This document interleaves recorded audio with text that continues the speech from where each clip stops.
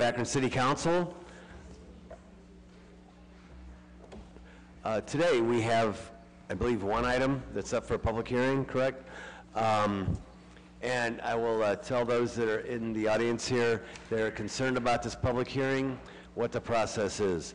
We will conduct two public hearings, one this afternoon right now, and the second one at 7 o'clock. Before those public hearings, we will ask that those that wish to testify before the committee and or council this evening be sworn in by a representative of our law department before you testify. We'll ask for comments. We will then close the public hearing and we will ask council members on the committee if they have questions this afternoon. And then this evening, after that public hearing, the committee will make a recommendation to all of council either to go forward and either approve or disapprove or table, take time on the item, refer the item. That's the process for conditional use requests here in the City of Akron Council. And so I'd like to ask a representative from our law department if anyone is going to be testifying either in favor or against or just have questions in reference to the public hearings today. Please stand up and be sworn in. Okay, if you would, please raise your right hand. Do you solemnly swear or affirm that the testimony you're about to give is the truth, the whole truth, and nothing but the truth? If you do, say I do. Great, thank you. Okay, thank you, sir. At this point, the first item that's up for public hearing is authorizing a conditional use to construct an apartment development at the corner of Mull Avenue and Crawford Road. Thank you, Mr. Chairman, committee members. Elegant Homes, Inc. intends to combine 3 vacant parcels to construct a 6-unit market-rate apartment development on this property. Each of 3 total buildings would measure 58 feet by 27 feet for 1,566 square feet of area. Building materials would be of vinyl siding with asphalt shingled roofing. Each separate unit would consist of 785 square feet and contain 2 bedrooms, a living room, bath, and a kitchen. The 6 feet by 8 foot at-grade wooden deck would be at the rear of each unit. 9-space paved parking area would be sited northwest of the buildings. The site plan indicates ample open space and landscaping. While the abutting residential land to the north and east of this proposal is single family, there are multiple conditionally zoned apartment developments to the south across Mull Avenue with spacious First Energy campus to the west. Developing this long vacant corner lot with 3 one-story 2-family buildings transitions between the single-family residential uses and the higher density apartment and commercial uses to the south and the west. Provided the petitioner installs wooden fencing along the eastern property line to buffer the buildings from the residences to the east, the planning staff recommends approval with conditions, while the Planning Commission recommends disapproval. Thank you, Mr. Antonucci. At this point, we'll open up the public hearing and ask that those who are wishing to speak in favor of the conditional use requests, please come forward and provide for the committee your name and address. I'm Joseph Blau of Elegant Homes, and my address is 1185 Sand Run Road, Akron, Ohio, 44313. And I wish to speak in favor of this. I've owned the property since 2007. We've made several attempts at putting in single-family homes between 110 and 130,000, but we did not receive any interest. The previous meeting with the Planning Commission, there was 2 neighbors that had some objection.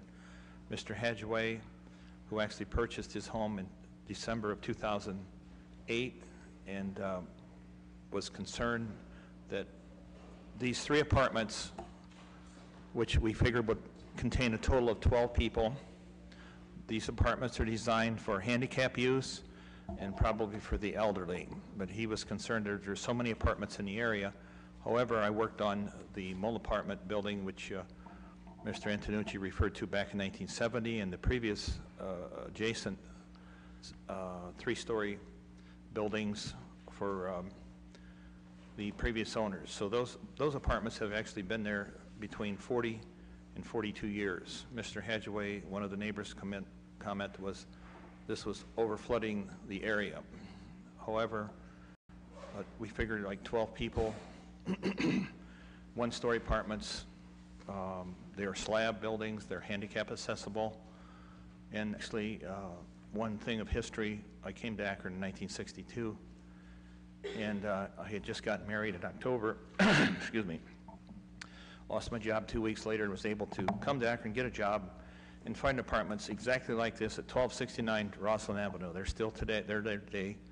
So our idea was that we could provide some sort of affordable housing to either handicapped people or elderly, or even someone with a child, single child. And we felt this would be unobtrusive and would be actually a benefit to the area. Since there's other heavy construction just down the street, we did not see this would be a problem. Thank you, sir. Thank you. Is there anyone else here wishing to speak in favor of the conditional use request? Anyone wishing to speak in favor?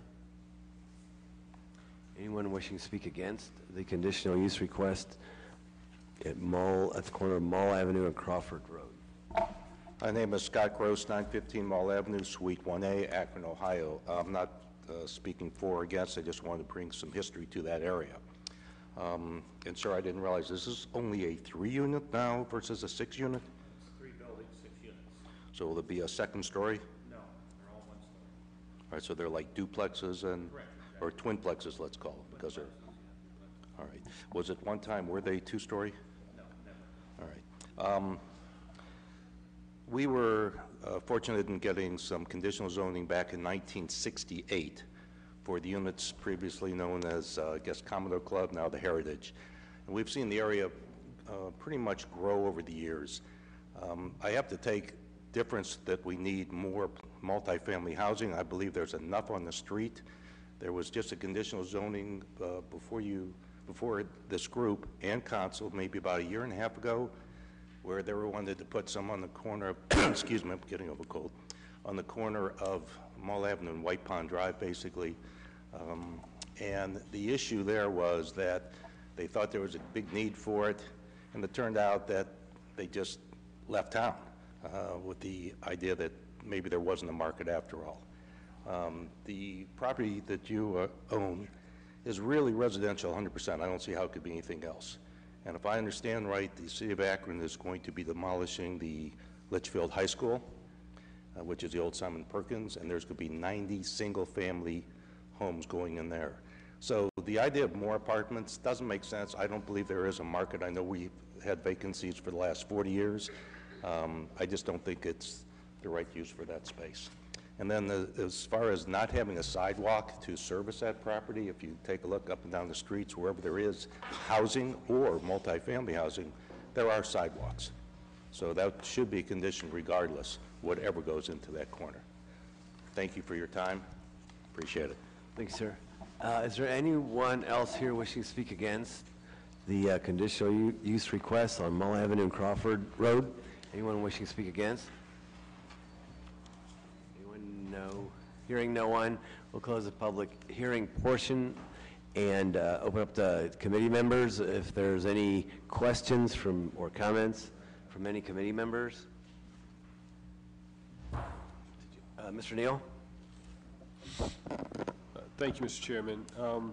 I've had a chance to speak briefly with Mr. Blau. We had a meeting a few weeks back, and I've heard from some of the residents in the area. I would like to have the opportunity to try to talk to them together. There's some concerns on the resident side, so my request would be for the committee to please take time. Thank you, Mr. Neal. So noted. Is there any further questions or comments from anyone? Okay, very good. And if you need me at that meeting, I'll be happy to attend if needed. Absolutely. So I will invite those back that were here this afternoon for this public hearing. We'll conduct an additional public hearing at 7 o'clock as mentioned before, and we will make a recommendation after that, which we're hearing at least from the ward council person to take time. So that's where we're at. So very good. Thank you again for coming down this afternoon. I'm going to recommend time on the balance of the agenda, short of any comments or questions, and move on to the new list of legislation, of which we have one item that is in fact up for a public hearing, which is authorizing the mayor or designee to file applications and to enter into agreements for funding for certain capital improvements under the Ohio Public Works Commissioner's Local Transportation Improvement Program and the State Capital Improvements Program. Mr. Ashley is here. Thank you, Mr. Chairman and members of the committee. The City of Akron had utilized this annual funding source since 1989 for a variety of projects, including roadway improvements, water and sewer facilities, as well as the Bridgestone and Goodyear redevelopments. We will be submitting 9 applications. We're requesting funds this year of $23 million. Approximately, local share is $9 million with matching federal funds of $9 million, and I'd be happy to answer any questions.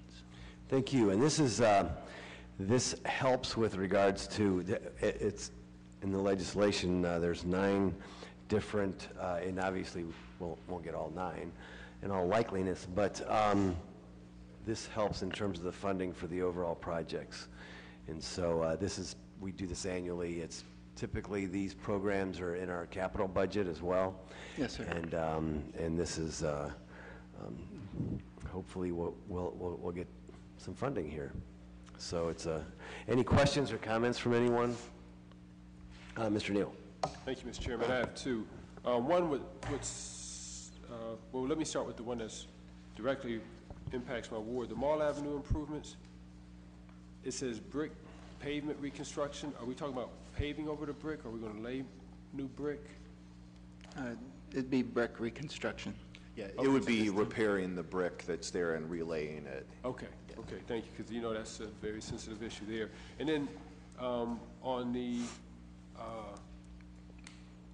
is this Roaming Road reconstruction, is this in relation to what we read in the paper this weekend?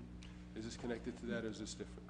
Yeah, they did reference Ohio Public Works Commission in the paper, and that would be these 2 projects that we list here. We broke it down into a phase 1 and a total This is just the project. roads, not Yes. the actual Yeah, site. the road is in pretty dire need of repair, and it helps set the site up for redevelopment. And as Jim mentioned, there were 2 projects we're applying for. There's a phase 1, which is smaller project limits right near the mall, if I should say former mall, and then there's a larger project. So we're hoping to get the larger project, but we submitted for a shorter one too. Okay, thank you. Thank you. Mr. Swiderski? Yeah, just, you want to give us a little more details about the relationship between the state funding and the local funding? You know, is there a ratio or a statement you can make about that? Well, obviously, the more local share, the more competitive your projects will be. Under the SCIP program, it's 90-10 is the maximum you can get from the state is 90%, and for LTIP projects, you can get 100%. But we're competing with all the other communities in Summit County, so normally you try to weigh to be competitive of not asking for, 90 or 100%. So what we can do is we can put in more local money and get more points, but it'll cost more local money. So we always kind of try to strike that balance of the amount of local money we feel the capital budget can absorb to get the most points. So the match depends, but as Jim said, it's normally a 90% state, 10% local match. Great. It's a pretty good return on investment. Yes, that's wonderful. That's very good. Ms. Mobian? My question has to do with, is this strictly just for the Romick Road portion? Because once you get to, say, Primos or 261 and go downhill, that becomes Vernon Odom, or? Yeah, that would be a future phase to continue down the hill. What my concern is sidewalk. Are you planning to include sidewalks into that phase?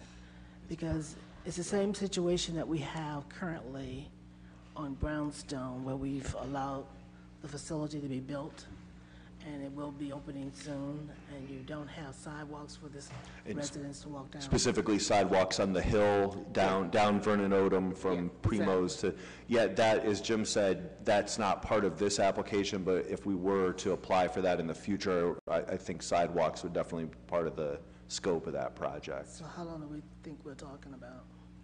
Because that Stony Point that you've already approved is scheduled to be open soon.